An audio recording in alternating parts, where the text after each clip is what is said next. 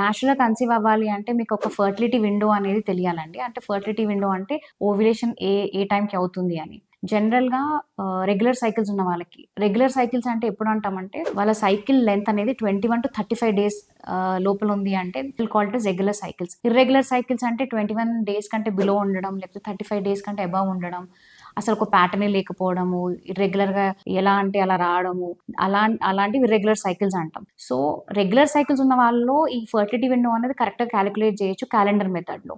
Regular cycles ఉన్న వాళ్ళు జనరల్‌గా ఒక 1 వీక్ వరకు ఒక ఫర్టిలిటీ విండో అనేది ఉంటుంది. ఎలా అంటే మీకు 28 డేస్ సైకిల్ ఉందనుకోండి. అక్కడి నుంచి బ్యాక్ కౌంటింగ్ అంటే 14 డేస్ మైనస్ చేస్తే మీకు డే 14 అని ఒకటి కాలిక్యులేట్ చేస్తే అంటే 14థ్ డే ఆ 14 డే నుంచి 3 డేస్ ముందు అండ్ 2 డేస్ తర్వాత somewhere around 11th-16th day of your cycle is your fertility window. That is the best time to have intercourse and అక్కడ మీకు ప్రెగ్నెన్సీ వచ్చే ఛాన్సెస్ పెరిగిపోతాయి.